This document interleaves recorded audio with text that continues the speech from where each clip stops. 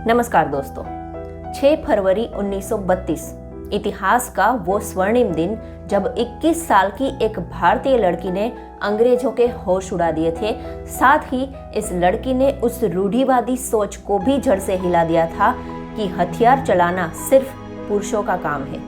ये 21 साल की लड़की थी बीना दास, जिनका जन्म कलकत्ता के कृष्णनगर में 24 अगस्त 1911 को हुआ था। उनके पिता माधव दास उस समय के प्रसिद्ध टीचर थे और सुभाष चंद्र बोस जैसे प्रसिद्ध नेता भी उनके स्टूडेंट्स रहे थे।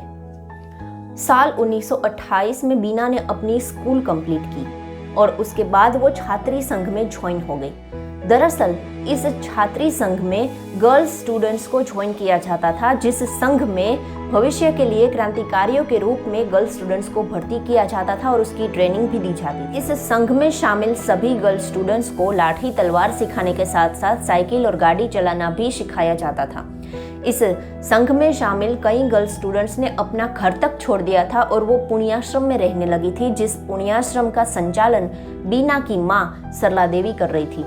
हालांकि इस संघ को स्वतंत्रता सेनानियों के गतिविधियों के लिए बड़ा हेडक्वार्टर माना जाता था, क्योंकि यहाँ के भंडार घर में स्वतंत्रता सेनानियों के लिए बम, हथियार आदि छिपाए जाते थे। कलकत्ता की कॉलेज में पढ़ते हुए 1928 के साइमन कमीशन के बहिष्कार के लिए बीना ने अपने क्लास की कुछ स्टूडेंट्स को साथ लेकर कॉलेज के फाटक पर धरना दिया था। उसके बाद वो युगांतर दल के क्रांतिकारियों के संपर्क में आई। उन दिनों क्रांतिकारियों का काम बड़े अंग्रेज अधिकारियों को गोली का निशाना बनाकर यह दिखाना था कि भारतीय उनसे कितनी नफरत करते हैं। 6 फरवरी 1932 को बंगाल के गवर्नर स्टैनले जैक्सन को कलकत्ता यूनिवर्सिटी के स्टूडेंट्स को डिग्रियां बांटनी थी। बीना को भी अपनी डिग्री लेनी थी।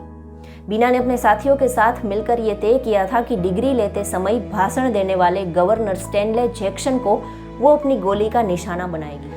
जैसे ही जैक्सन ने भाषण देना शुरू किया, भरी सभा में उठकर बीना दास ने उस पर गोली चला दी, लेकिन बीना दास का निशाना चूक गया और गोली जैक्सन के कान के पास से गुजरी। गोली की आवाज से सभा में अफरा तफरी मच गई। इतने में एक लेफ्टिनेंट ने दौड़कर आकर अपने एक हाथ से बीना का गला दबा दिया और दूसरे हाथ से बीना का रिवॉल्वर वाला हाथ पकड़कर छत की तरफ कर दिया। इसके बावजूद भी बीना ने गोलियां चलाना शुरू रखा। एक के बाद एक 5 गोलियां चलाई और फिर ब्रिटिश पुलिस ने बीना दास को गिरफ्तार कर लिया। इसके बाद सभी न्यूज़पेपर्स की हेडलाइन पर बीना दास के बारे में यही लिखा हुआ आया था कि कलकत्ता की ग्रेजुएशन कर रही एक स्टूडेंट ने गवर्नर को मारने का प्रयास किया, जिसके बाद बीना दास पर मुकदमा चला और उन्हें 9 साल की कठोर कारावास की सजा हुई। मुकदमे के दौरान बीना पर काफी दबाव डाला गया कि वो अपने साथियों का नाम बता दे, लेकिन बीना टस से मस न हुई।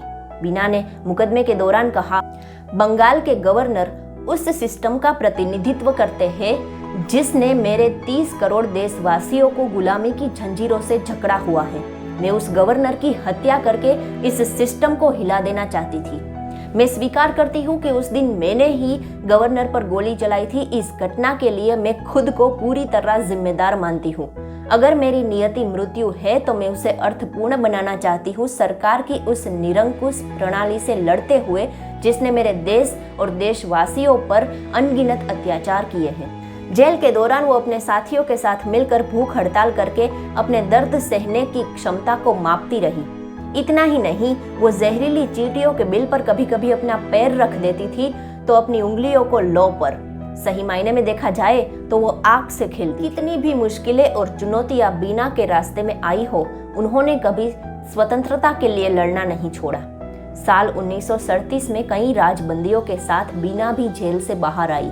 फिर भारत छोड़ो आंदोलन के दौरान उन्हें 3 साल के लिए नजरबंद कर लिया गया। फिर 1947 में अपने साथी स्वतंत्रता सेनानी के साथ उन्होंने शादी कर ली और आज़ादी की लड़ाई में भाग लेती रही।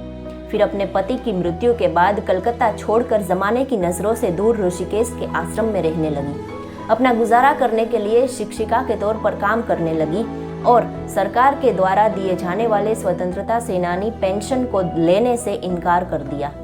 देश के लिए खुद को समर्पित कर देने वाली इस वीरांगना का अंत बहुत ही दर्दनाक था। उन्होंने सड़क के किनारे अपना जीवन समाप्त कर दिया था। उनका मृत शरीर बहुत ही छिन्न भिन्न अवस्था में था।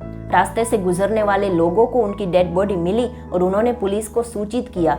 फिर महीनों की तलाश के बाद पता चला कि यह डेड बॉडी बीना दास की है। ये सब उसी आजाद भारत में हुआ जिसके लिए इस अग्नि कन्या ने अपना सब कुछ त्याग कर दिया था। देश को इस मार्मिक कहानी को जानते हुए देर से ही सही लेकिन अपनी इस महान स्वतंत्रता सेनानी को सलाम करना चाहिए। क्रांतिकारी सेना की ओर से बीना दास को कोटि कोटि सलाम है। मिलते हैं एक नई स्टोरी को लेकर। जय हिंद, जय भारत।